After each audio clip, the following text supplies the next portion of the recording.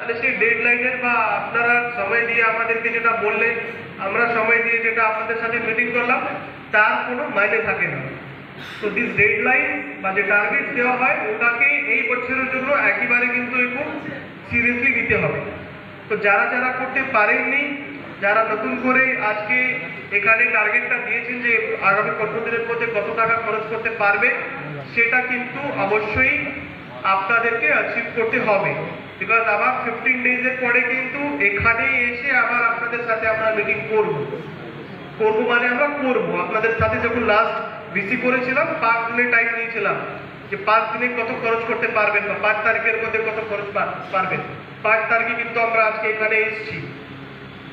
Similarly 15 দিন পরে কিন্তু আমরা এসে যখন দেখবো, উই ওয়ান্ট এই যে পারফরমেন্সটা আপনারা করেছেন এটা যাতে বেড়ে যায়।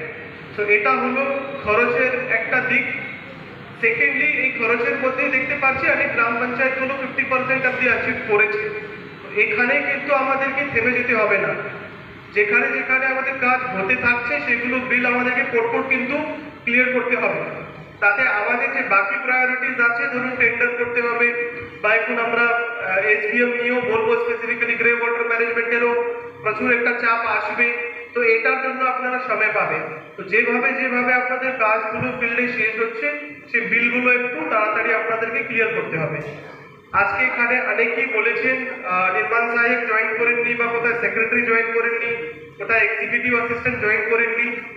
আই আন্ডারস্ট্যান্ড, আমরা সবাই এটা বুঝি, কিন্তু এটাকে প্লিজ একটা অজুহাতের মতো ইউজ করবেন না।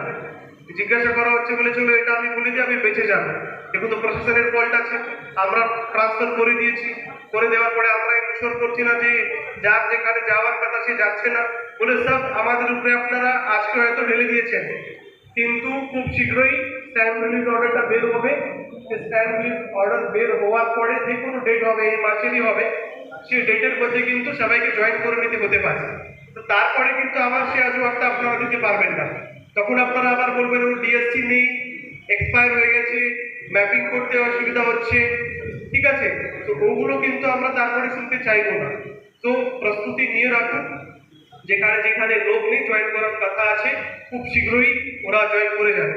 মোটামুটি অ্যাটলিস্ট আমি যেটা বুঝছি, এই যে অর্ডারটা বেরিয়েছে অনেক 6-7 বছর পরে এত একটা বাল্ক অর্ডার জেলা হয়েছে, আই এম অ্যাসিউমিং সবাই একটু খুশি আছে। বিকজ আমরা যেটা চেষ্টা করেছি জেলা প্রশাসনের পক্ষ থেকে, যার যেখানে বাড়ি সে বাড়ি থেকে যত কাছাকাছি দেওয়া যায় অনেকটাই সেটা চেষ্টা করা হয়েছে। এটা লাস্ট যে আমাদের জেলা লেভেলের 24 তারিখে ওয়ার্কশপ হয়েছিল, সেখানে ডিএম স্যারও কিন্তু